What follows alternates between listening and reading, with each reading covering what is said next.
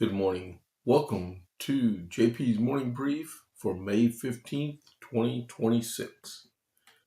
Hey, everybody. Good morning. Welcome to the Morning Brief, part of the JP8 report. Thank y'all very much for tuning in. Let's see, do I got stuff coming in? Yep, I am live. Hey, like my new shirt? I needed a shirt for Red Friday. I've been looking, and I found one from Till Valhalla.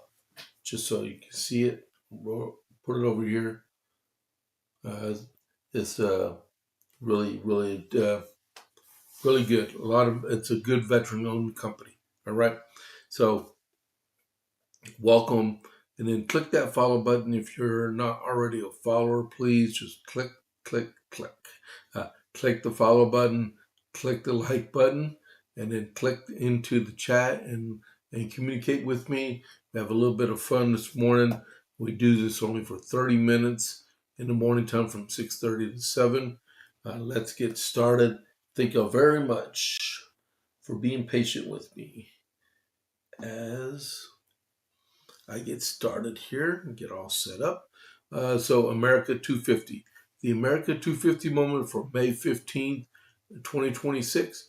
The 5th Virginia Convention unanimously passed a resolution instructing their delegates to the Second Continental Congress in Philadelphia to propose that the United Colonies declare independence from Great Britain. That's today, May 15th, 1776. All right? Another momentous day in American history. All right, so here we go. The Armament Shop. Whether you're looking for your first firearm, upgrading your setup, or need expert service, Jason at the Armament Shop is Copper's Cove's premier source for all things shooting. Browse our wide selection of pistols, rifles, and shotguns, backed by top-tier gunsmithing for repairs, along with reloading supplies and professional cleaning to keep your firearm in peak condition. Need a transfer? We make FFL transfers fast, easy, and affordable. Need your CHL? That would be your concealed handgun license. Jason can handle those classes. He has over 3 decades of experience. The Armament Shop today. Visit the Armament Shop today at 115A West Avenue D in Coppers Cove, or call or text 254-560-2023, or visit them at www.armamentshop.com.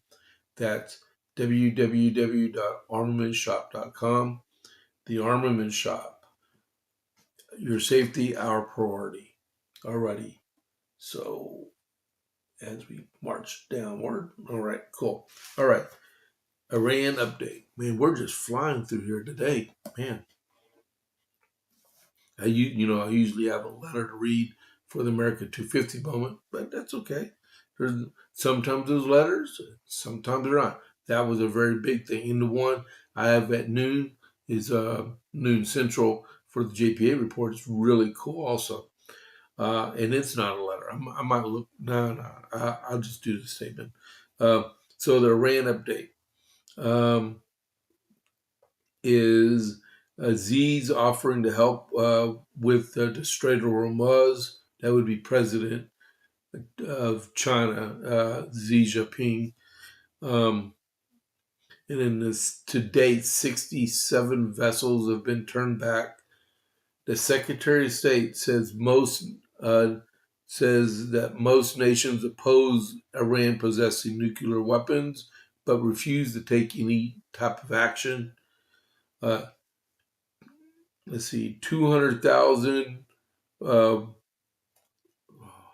Okay, I wrote this in brevity. $200,000 reward for ex-United States Air Force intel official that spied for Iran. So our government is offered $200,000 for her capture. And then Iran accused the United Arab Emirates involvement in the conflict. That would be why the UAE's been absorbing so many Iranian and missiles and drones. Wonder why they want to be involved in the conflict, because they're trying to defend themselves. Israel and Lebanon, their talks are showing progress, and there's been a ship seized near the United Arab Emirates that might have been a floating armory. That would be, in that case, I was reading a little bit about it, was, you're looking for places where, how in the world are they getting drones um,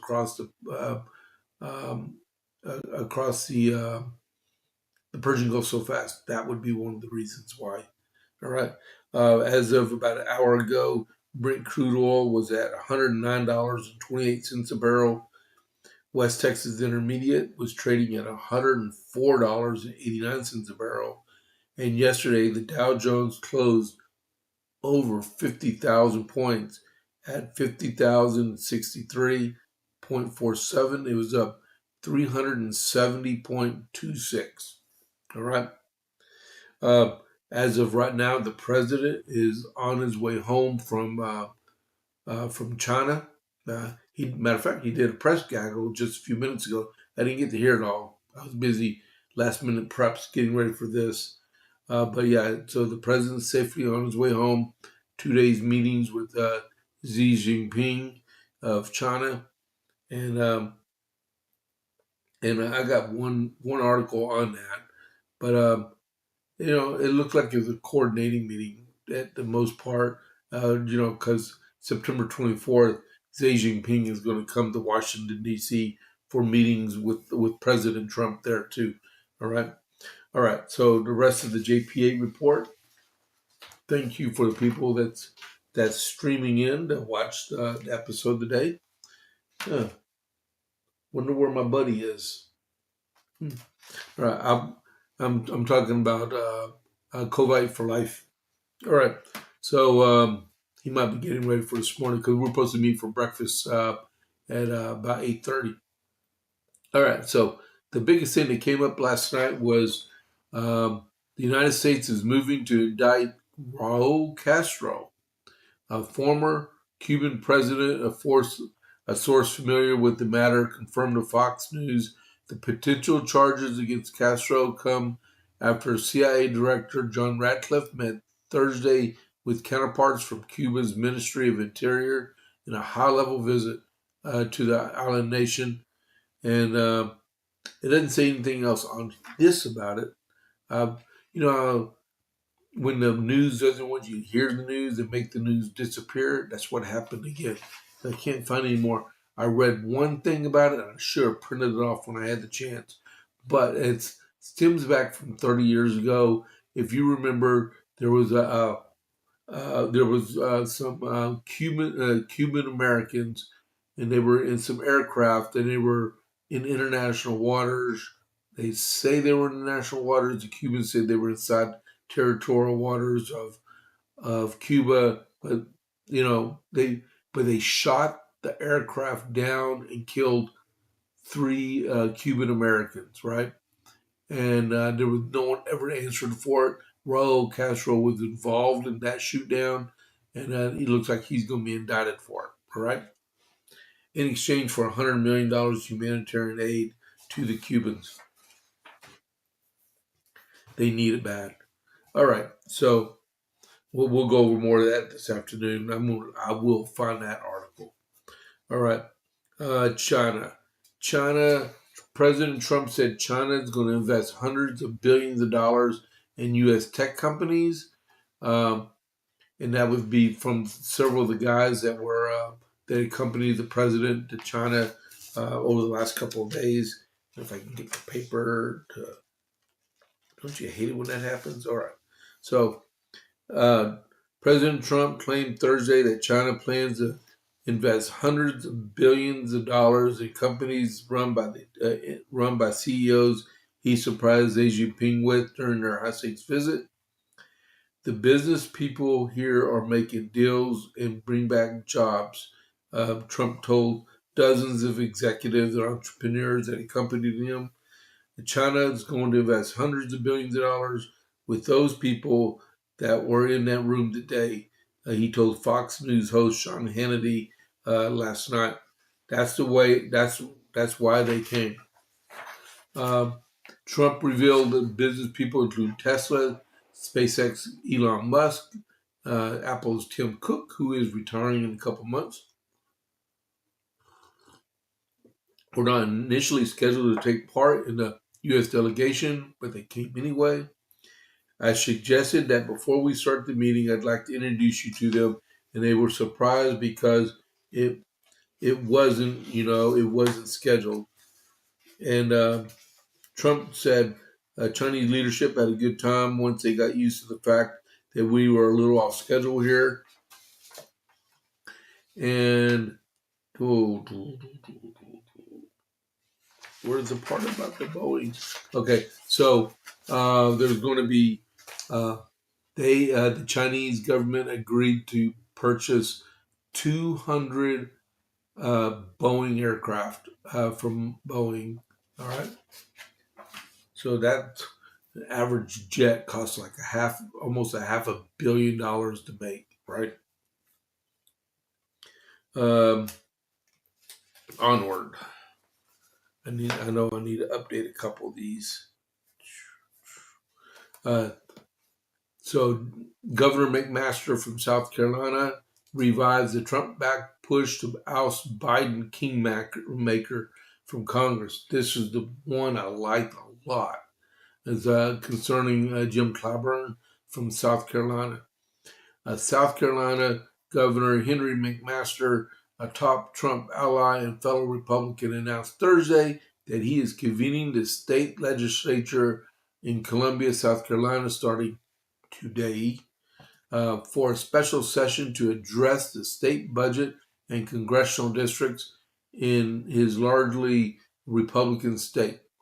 I have issued an executive order calling the General Assembly back for an extra legislative session to address the state budget and congressional districts starting Friday, May 15th, 11 a.m. The move comes amid inter-party Republican tensions over Trump-backed efforts to withdraw the state's congressional map, a push that could threaten the tenure of Democrat Congressman James Clyburn, the man credited with reviving President Joe Biden's 2020 campaign. Let's see. It says here, Jim Clyburn's been in Congress longer than I've been married, and I've been married since 1993. Wow. The Senate Majority Leader Shane Massey and 4 other senators originally joined Democrats to defeat a proposal that would have allowed the chamber to vote on redistricting after the South Carolina legislature closed on Thursday. The roadblock came hours after President Trump warned he is watching closely and redistricting effort that opponents hope will ultimately rid the state's congressional delegation of its lone Democrat, while advising lawmakers to move the primary for House members to August. Clyburn, the octogenarian, that means it's someone over 80 years old, from Orangeburg, South Carolina, considered a kingmaker. Yeah, he's a kingmaker. He's a blatant racist, good for nothing. He's caused so many problems in our country. It's unbelievable. It would be good to see him gone. Matter of fact, he actually filed to run for re-election. And he's like 85,000 years old. I mean, why can't we find younger people to serve our country, right? So those 5 people, Senate Majority Leaders, Shane Massey from the state legislature, state senate, him and 4 others, and I put out the names Monday, I think it was. I think I'm going to drop those names again and give them to y'all because they better not give Governor McMaster any more problems. All right, next. From Just the News. Man, y'all are quiet today, guys. Just the news. House Judiciary Chairman, that would be Jim Jordan, urges the DOJ to permanently dismiss all Trump cases after a bombshell report. That would be this one I'm going to go back over this afternoon. All right. And this is from Just the News, and it was written by John Solomon, which is a really good writer. The chairman of the powerful House Judiciary Committee is urging the Justice Department to ask the federal courts to dismiss with prejudice all prior criminal prosecutions against President Donald Trump, putting a permanent end to a 10-year legal assault by the Obama-Biden era FBI and against the twice elected president by the American people. It's probably time that we do this. It's probably time that this all just in. Okay, how do you put that? It's probably time that this all just ended. Okay, that's rudimentary. Representative Jim Jordan, Republican, Ohio, said Wednesday night after Just the News reported new documents it obtained revealed FBI at the end of the Biden administration secretly took the rare step of preserving evidence from a dismissed January 6 prosecution until 2030, raising alarm the Bureau could revive its prosecution after Trump leaves office. The agents in the controversial Arctic Frost case wrote a new memo insisting they believe Trump violated laws, creating a fresh roadmap for prosecution after Trump's presidential immunity from prosecution ends in 2029. Jordan, who played a crucial role in debunking the Russia collusion allegations, told Trump against Trump and chronicling FBI abuses in the targeting of conservative figures since 2016, reacted to the report by saying acting Attorney General Todd Blanche should declare this thing done, over with, AB, see you later, unquote. He said DOJ asking the courts to discard all prior prosecutions with prejudice, meaning they couldn't be refiled, was the right approach.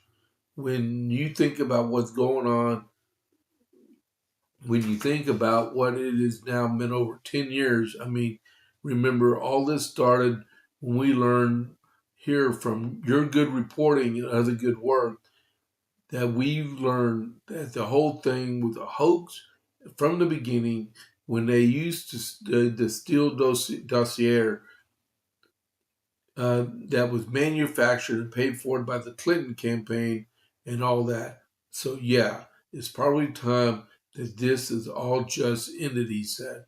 FBI Director Kash Patel told Just the News the decision before he took over the Bureau. He kept to keep the evidence from the dismissed Arctic Frost prosecution was wrong, abusive, and not normal FBI procedure. He noted that special FBI unit that worked on the case has been dismantled. All right, disbanded. We'll leave that there for right now. Now, that is a serious thing there. You're looking, they were setting the president up, like I said the other day, they were setting him up for failure. They were just, keeping their irons warm on the fire and just letting time bide. Sometimes you'll get like people that are very intrusive in the policy and stuff, and they know, oh, we have to do administration, and we'll just pull back our rein for a little while, sit back, raise money, not do a whole, and then as soon as it's a turnover administration, whack, we got them. This is about what happened. They secretly tried to conceal the approach that they were going to try to re-prosecute the president. not thinking that Christopher Wray was going to be replaced, and that thinking that there would not be another Republican after 2029, which should be J.D. Vance or Marco Rubio. Okay, we'll see about that.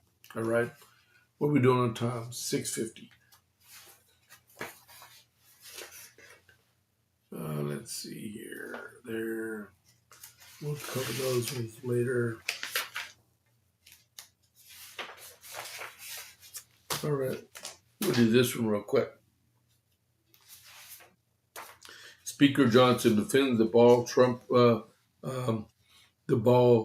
Trump ballroom as a donation to the country, but the security is a government expense. All right, because you don't want civilian people donating money for security reasons, because that's how you get compromises. All right. So right here it was, despite public condemnation from Democrats, because they'll complain about anything.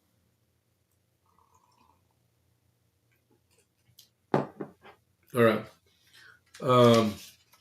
Despite public condemnation from Democrats, House Republicans are confident that the $1 billion earmark for security upgrades to President Donald Trump's ballroom will remain in the budget reconciliation bill. House Speaker Mike Johnson from Louisiana told reporters Wednesday that congressional Republicans are right on schedule to pass a filibuster-proof bill, which also appropriates $70 billion to advance funding for federal immigration efforts by June 1st. That's coming quick. That's 2 weeks away.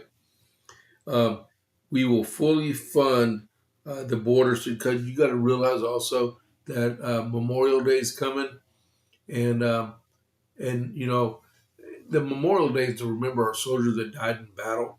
But these people make it campaign purposes, like they're going to go out and you'll never see them. As a matter of fact, John Cornyn will probably not even be in D.C. over Memorial Day weekend, because he's trying to keep from losing against Ken Paxton here in Texas.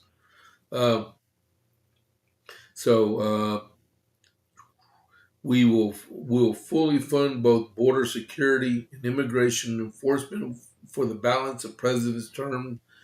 Democrats are champing at the bit to rein power and reopen the borders and allow violent criminal illegal aliens to continue to roam our streets. And we're not going to let them do that. So we are eager to quickly finish the reconciliation process and get this to the president's desk. Democrats have accused the Republicans of being out of touch for providing an extra $1 billion to Secret Service, a sum that will ultimately pay for security upgrades at the White House ballroom under construction. There's a theme here. Republicans, and this came from Pete Aguilar, Democrat from California. There's a theme here.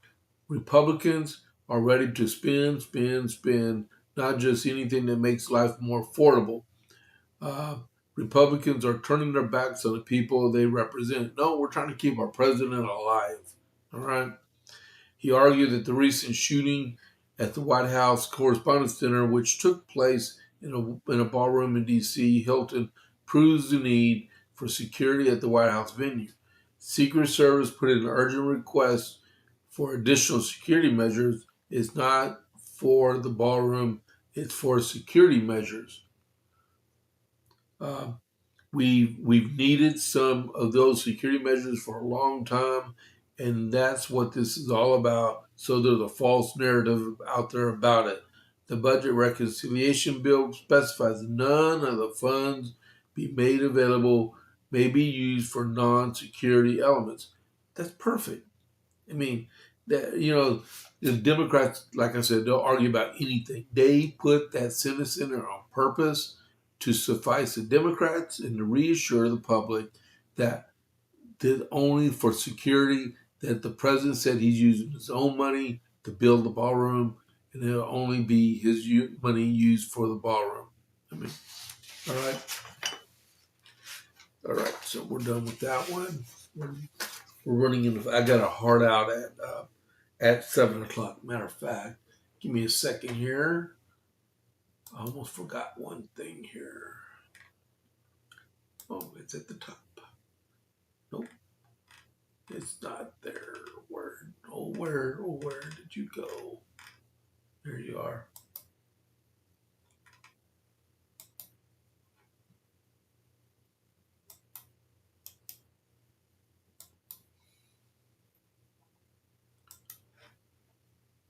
I'm just getting set up. Hold on just a second, guys. I'm a one-man show, remember. All right, so meanwhile, back at the ranch, we'll go back over that one. That one.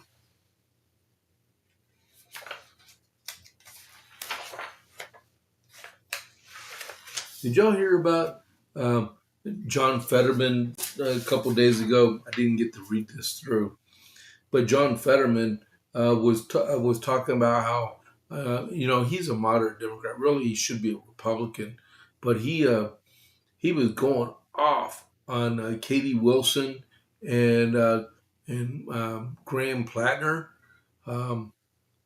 because one's a socialist and the other a flaming communist. That matter of fact, I was listening to who was that? Will Cain yesterday on Fox, and he was interviewing someone from Maine, the Maine caller or something like that. And he was talking. They were talking about Mr. Plattner, right? Mr. Oyster Boy that thinks he's got pull in Maine, that thinks he can actually take on Susan Collins. But this reporter was calling him. He is not serious about his run for the Senate, and that he is not serious, but he's not competent enough to be a senator, and he's just going to be a minor candidate. Now, Susan Collins doesn't need to just placate him and just not take him serious, because it is serious, because you do the wrong thing and not spend money in the right spot for your campaign, and you'll be out of office. So that is one of the things that he was talking about. Man, yeah, he just flat out communist. Wow. All right. So we're going to end that there for this morning, okay? Because I'm almost done here. Give me a second here. So we have also on the 28th, so the things we got going on, right? Don't forget, tomorrow is Armed Forces Day, and that's where we celebrate our active duty forces. November 11th for veterans, Memorial Days for our killed in action, but the second Saturday in May is designated as Armed Forces Day. That would be tomorrow. I think it's the second one. But, tomorrow is Armed Forces Day. Don't forget about that. And then early voting for the Texas primary starts Monday for the runoff. Monday through Friday, 18th to the 22nd, 7 a.m. to 7 p.m. And it's in the actual election day for the runoff in Texas is May 26th. All voting locations are 7 a.m. to 7 p.m. In Gatesville, it's countywide voting here in Coryell County. So in Gatesville at the Civic Center and at the Early Vote Center, they're the two places for runoff. And in Coryell County, you have the Civic Center and you have the Early Vote Center. Those are the two places for early voting and on election day, also down here. All right. I'm supporting Ken Paxton for the United States Senate, and for Texas Attorney General Mays Middleton. For Texas Railroad Commission, I'm supporting Beau French, and for Coryell County Judge, I'm supporting Rob Irwin. Okay, and then on the 28th of May, after that, we have Pints and Politics going on in Gatesville, Texas at 6 p.m. at Ranchers. You all are invited to show up. Chip Howell would love that. It's a good display he built right there. That's really cool. And then that was my heart out right there. I left it on purpose, guys. Okay, so I'm gonna speed off to uh, to Vince, confirm, and there we go. So I will see you all at noon with the JPA report. Thank you very much for tuning in this morning, and I hope you all have a great day. Eat some breakfast, and I'll see you at noon Central with the JPA report. I'll see you on the flip side. I'm out.